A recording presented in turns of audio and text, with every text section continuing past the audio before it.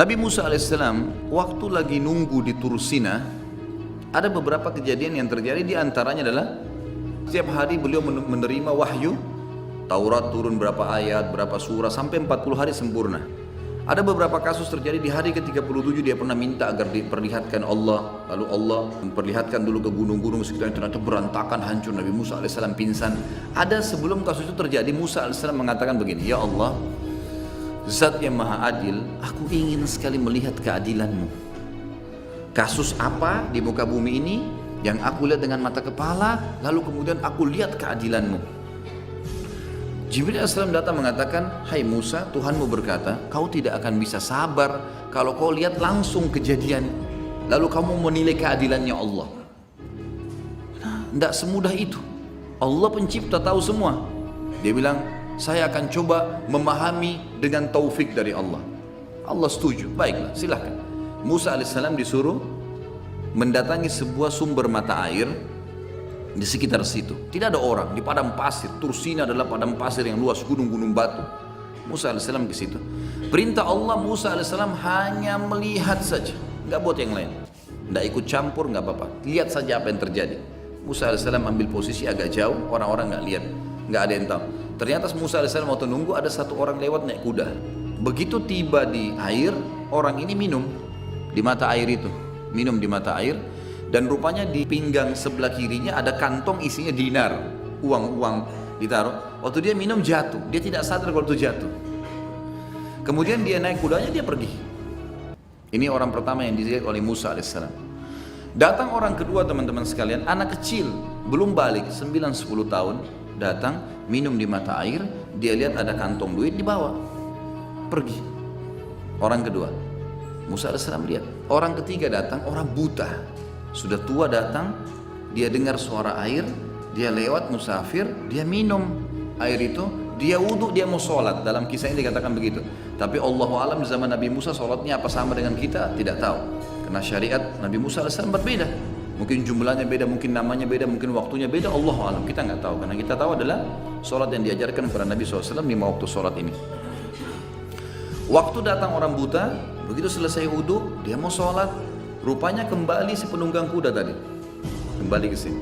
Begitu kembali teman-teman sekalian, dia tanya si orang buta ini, hai orang buta, kakek tua, kamu lihat nggak duit saya? Kata si orang buta, saya buta. Gak ada saya lihat duit, di mana duit? Kata orang tunggang kuda, saya yakin uang itu jatuh di sini dan tidak ada orang lain. Ini tempat kosong, kamu sendirian. Berarti kamu yang ambil. Kata orang buta, periksa saja, saya nggak ada ambil apa-apa. Saya wudhu, saya mau sholat. Ringkas cerita, bertengkar nih dua orang. Akhirnya penunggang kuda membunuh si kakek buta. Mati si kakek, orang yang tunggang kuda sudah lihat tidak ada orang lain. Dia mau minta di mana lagi, sudah dianggap hilang, pergi. Musa alaihissalam waktu lihat kejadian tersebut, dia bilang, ya Allah, saya nggak bisa sabar nih. Saya mau tahu bagaimana ini kasusnya sebenarnya. Menurut kacamatanya Musa alaihissalam sebagai manusia, siapa yang salah, siapa yang benar nih? Menurut Musa alaihissalam yang salah anak kecil. Anak kecil main ambil punya orang, dia pergi. Coba kalau dia tidak ambil, kembali penunggang kuda kan sudah tahu. Yang buta tidak bisa lihat, kan clear masalahnya kan? Maka sekarang kasusnya adalah anak kecil ini dianggap sumber masalah sebenarnya. Kalau dalam kacamata manusia, karena sekali lagi kalau dia tidak ambil duit itu, anak itu minum, dia pergi, penunggang kuda kembali, dapat duit nggak? Dapat. Dia tidak akan tuduh si buta kan? Buta juga nggak bisa lihat, nggak bakal ambil. Semestinya begitu. Musa alaihissalam bilang, saya tidak bisa sabar nih. Kenapa si penunggang kuda bunuh orang ini? Yang salah si anak kecil. Jibril alaihissalam datang, hai Musa, Allah mengirim salam padamu dan mengatakan padamu, kalau memang kau tidak akan bisa sabar karena manusia tergesa-gesa menghakimi. Tapi begini ceritanya, hai Musa, si anak kecil itu adalah orang yang benar. Dari 3 orang ini, yang paling benar si anak kecil. Kok bisa, kata Musa? Jelas dia datang ambil duit. Kalau dia nggak ambil duit, tidak akan terjadi pembunuhan. Kata Jibril alaihissalam, anak kecil itu punya seorang ayah yang pernah dizalimi oleh 2 orang itu.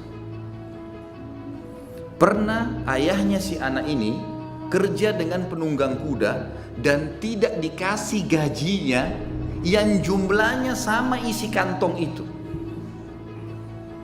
Jadi jumlahnya, uang gajinya ayahnya si anak ini yang pernah tidak dikasih sama penunggang kuda itu seperti itu. Allah buat si penunggang kuda, teman-teman sekalian, menaruh uang di kantong. Dia tidak tahu kenapa dia lakukan, tidak pernah terfikir akan jatuh di situ. Dia pergi ke tempat itu dekat dengan anak ini, kemudian jatuh di situ. Lalu Allah kembalikan haknya si mayit yang sudah mati, ayahnya si anak ini, dengan hikmahnya. Jadi anak itu tidak sedang mengambil hal yang salah, karena memang jatuh di padang pasir, nggak ada pemiliknya, dia ambil. Dan ternyata itu memang hak ayahnya yang terzalimi oleh si ini. Baik, kata Musa alaihissalam, bagaimana dengan orang buta? Kata Jibril alaihissalam, ayahnya si anak ini selain dizalimi oleh penunggang kuda, dia juga mati terbunuh, dan yang membunuhnya si buta. Ini yang buta ini tadi kakek, dia yang bunuh ayahnya anak ini. Maka Allah datangkan si zalim membunuh zalim. Bisa tangkap bagaimana keadilan Allah, bagaimana pengawasan Allah, teman-teman sekalian. Jangan bermain api dengan Allah. Jangan coba-coba, berat. Kalau kita mau coba-coba, teman-teman sekalian, bahaya nih. Karena Allah syadidul iqab, berat hukumannya. Kalau kita patuh, Allah itu latifun bil ibad, lembut dengan hamba-hambanya.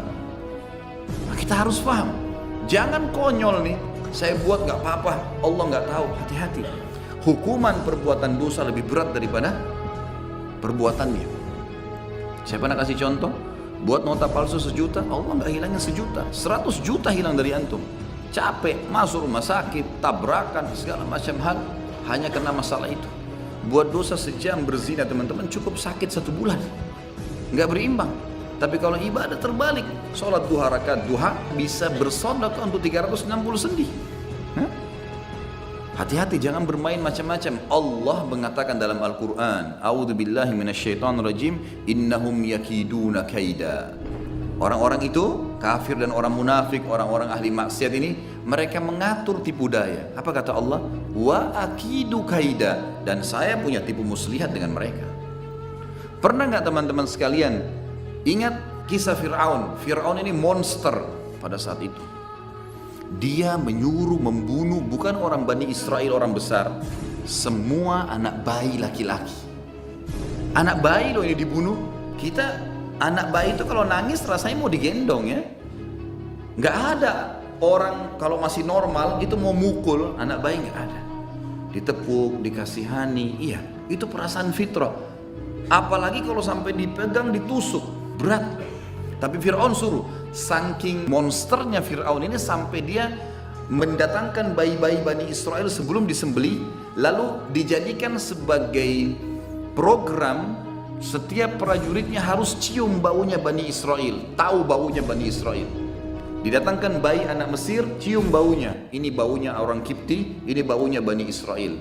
Sampai prajurit Fir'aun kalau lewat depan rumah dia tahu ini ada bayinya Bani Israel. Lewat digendong, mau dibungkus dengan selimut yang sama dengan orang Kipti, tetap dia mengatakan ini Bani Israel. Dari baunya dia bisa tahu. Bayangin, monster membunuh bayi. Apa yang terjadi? Lihat bagaimana tipu daya yang dilakukan dan bagaimana Allah membalas itu. Kotak kecil ditaruh oleh ibunya Musa di belakang rumah, talinya putus, ngalir. Kotaknya Musa di mana? Belakang istananya Fir'aun. Dia lagi duduk sama istrinya, prajuritnya lagi ada. Lewat kotaknya Nabi Musa, tercium Bani Israel. Kata prajuritnya, Bani Israel, Fir'aun, ini ada lewat di satu. Kata Fir'aun, bunuh. Monster, mau bunuh. Apa yang membuat Fir'aun tidak jadi bunuh? Kalimat istrinya yang bilang apa? Jangan kau bunuh, siapa tahu bisa jadi anak kita. Dijadikan anak loh ini. Ini bukan ambil aja atau biarin aja, enggak. Ambil, bisa jadi anak kita. Dengan hikmah Allah, Fir'aun sama Asia tidak punya anak. Fir'aun mandul, kata sebagian ulama tafsir, mandul. Dia suka bunuh orang, Allah tidak kasih keturunan, enggak ada keturunannya. Akhirnya Musa yang dari Bani Israel hidup di istananya Fir'aun. Yang lain dibunuh, ini makan, minum dari hasilnya Fir'aun. Dan ini yang menghancurkan kerajaannya. Pernah Fir'aun berpikir itu sebelumnya? Masuk ke dalam istanahnya, teman-teman sekalian. Jangan berani main-main, ganggu istrinya orang, ganggu suaminya orang, buat ini. Masuk masalah di rumah antum nanti. Jangan main-main. Nggak boleh main-main ini. Buat nipu orang, masuk masalah di antum. Kata Nabi SAW, siapa yang mencari-cari aib saudaranya muslim, Allah akan bongkar aibnya walaupun dia rahasiakan di dalam rumahnya. Jangan bermain teman-teman, bahaya. Bertakwa kepada Allah, istiqamah di jalannya, antum akan hidup enak bergantung dengan Allah.